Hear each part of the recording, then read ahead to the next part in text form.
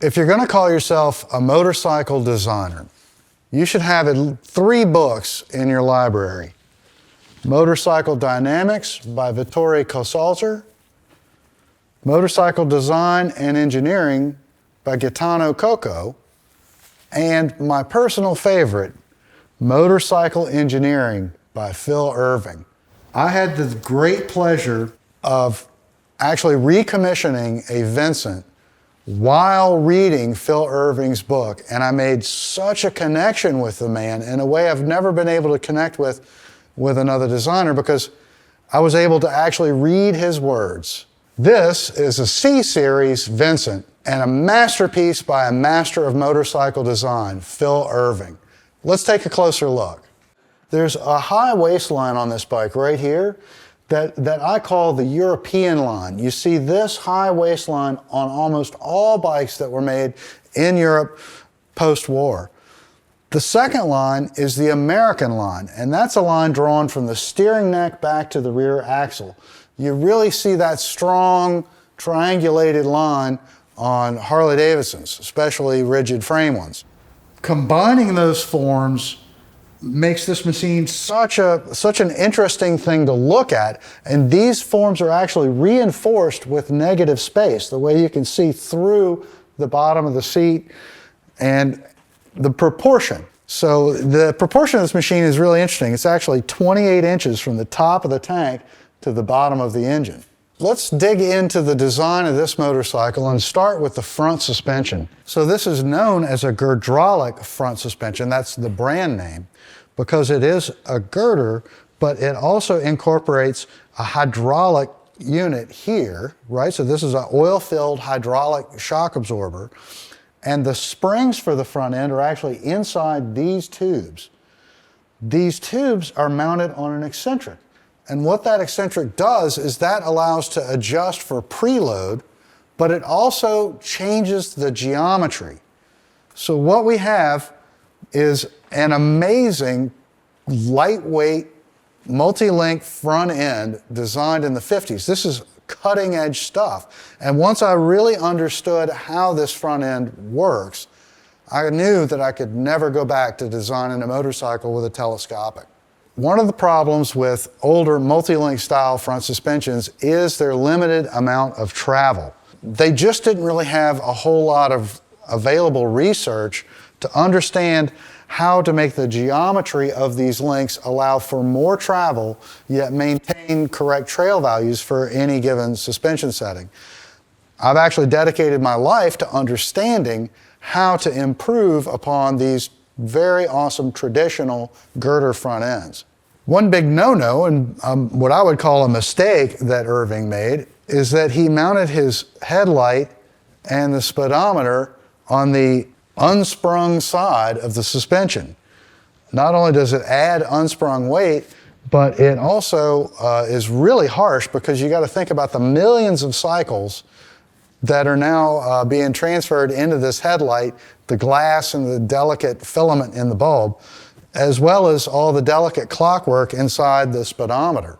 One of the wonderful things about a Vincent is all the little detail stuff. There's all these little small elements on these bikes that are so interesting to look at, from the aluminum steering damper to all the stainless hardware, the beautiful little triple clamps.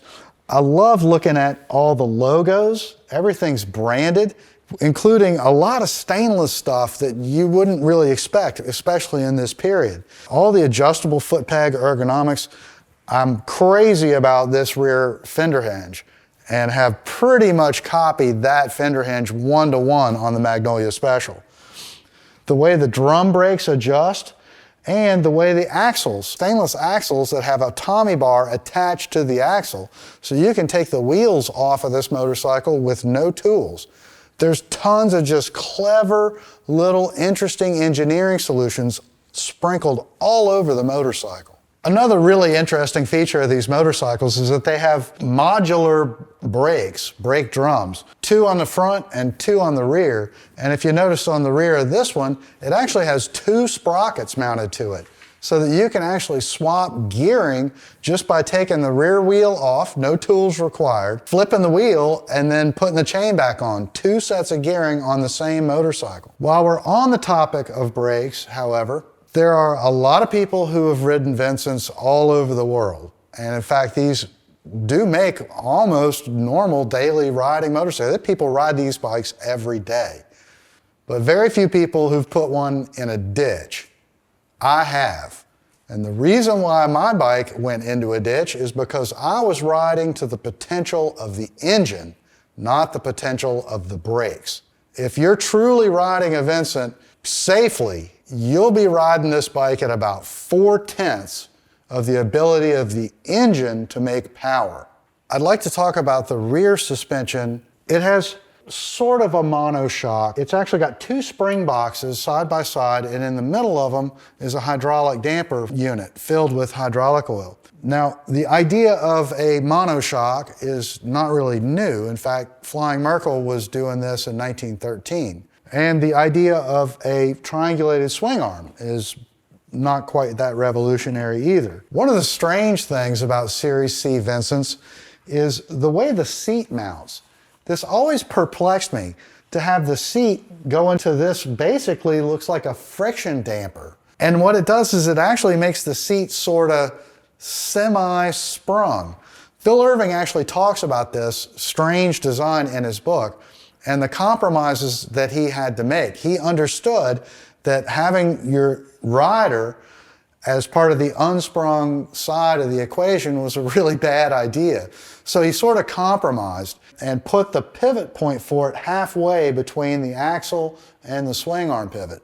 Now, one of the things you'll notice about the Series D Shadows and Rapides is that they have an actual subframe that wraps all around in this area to support the seat, and a more, what we would call modern monoshock. Now, I've ridden a C Shadow and a D Shadow, and I can tell you that the Ds handle a lot better and they make a lot more sense, but they just aren't nearly as pretty. The Ds were designed from the very beginning to have all of the subframe and all that stuff covered with a big fiberglass fairing. Whereas the Cs are such a delightful thing to look at. There's so much negative space around this seat. It's so delicate that I certainly couldn't see changing the way the seat mounts on the Cs just because of such beautiful aesthetics. One of the problems with this rear suspension setup is that the swing arm pivot is too low. Before the advent of the Japanese 4-cylinder and motorcycles that made more than about 50 horsepower, people didn't really understand the relationship between rear suspension and acceleration forces under load because they didn't have to. The thing that's so interesting about Vincent is that these bikes crossed that 50 horsepower threshold before anyone else. One of the critiques leveled against Vincents was that they don't handle very well. And a lot of people put that down to the unique way that the chassis is bolted to the top of the engine. But I think that the truth actually lies a little bit deeper. I think the combination of this incredible high horsepower engine and the low swing arm pivot under acceleration in a corner actually causes these bikes to go wide.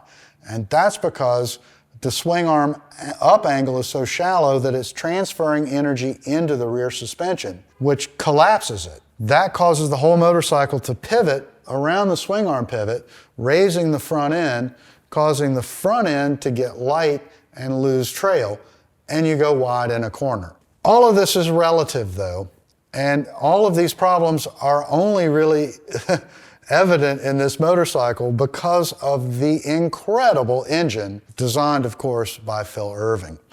One of the things that you'll notice about the engine is how compact it is. It's actually short from the top to the bottom. When you think about a 1,000cc air-cooled V-twin, think about a Harley Ironhead Sportster and how much taller visually those engines are.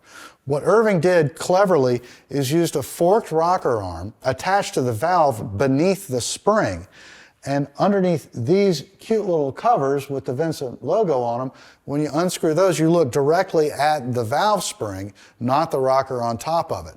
What that did is that shortened the weight of the engine visually, but also by weight. It's actually a very low center of gravity for a big honking 1000cc air-cooled V-twin engine. Now, it's also in unit construction, and unit construction was nothing really that new at the time, but it was considered, of course, very modern. That means that the engine and the transmission are housed in the same aluminum casting. What is totally new and revolutionary for the time is that the engine itself is used as a stressed member. Now, engines being stressed members of motorcycle chassis dates back to the teens when they were board track racing and actually used the bottom of the engine as part of the frame itself. But this takes it to a whole new level. The frame of a Vincent really is a fabricated up box section that lives underneath the gas tank right here. That box section is hollow and houses the oil tank and also the steering neck. The rear suspension bolts on right here to the back of it, and there's no frame around the engine itself. What it does is it showcases the engine. There's nothing framing it. It's huge and hanging out there. What we have here is a giant honking 1000cc air-cooled V-twin with 2 wheels bolted onto it. She's a rocket-powered moose. Glorious. With such an amazing advanced machine, why did Vincent go out of business in 1955? I think that when Phil Irving left the company in 1949, after Phil Vincent had made working conditions almost impossible for him to tolerate, the company was dealt a blow that it would never recover from. I believe that if you're a small company, the one resource that you can't do without is your design talent. Phil Irving. I want to encourage all fans of Vincent motorcycles to buy and read Phil Irving's book, Motorcycle Engineering. I read this book and referenced it constantly while I was designing the Magnolia 4. I found it such a wonderful tool, like having Phil Irving there in the room with me. And I want to thank you, Phil Irving, for writing it all down. Through space and time, I heard your words, and I read every one of them. Thank you, Phil. The bike we've been looking at today is owned by a man named Brian Bozier.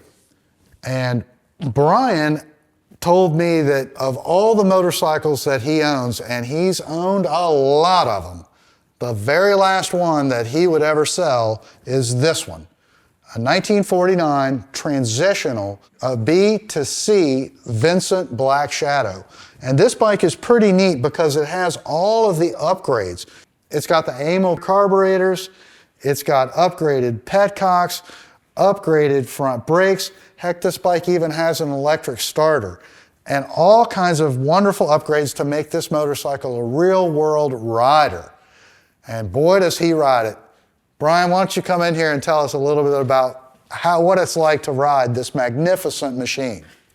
Well, there's nothing like a Vincent. It'd be like trying to explain what a banana tastes like if you've never had one. It's truly a throbbing, snarling beast between your legs. It's thoroughly modern, it's competent, it's very comfortable. It has a magic sound and a visceral feel between your legs. It smells and oozes speed. It's so competent, and I've driven this one all over the country. I even upgraded to a Series A larger headlight for aesthetics and so forth.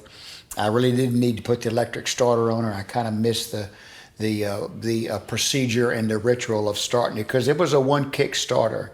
But it's out of all the bikes, and I'm a big Henderson fan, and doing the Cannonballs and the motorcycle Trans Am. But there's truly nothing like a Vincent. It's the best, really, of them all. Well, thank you for letting us come into your garage and filming it. I really appreciate it, Brian. My pleasure. Join us next time for Bienville Studios, the Video Journal. My name's JT Nesbitt. Thanks for watching.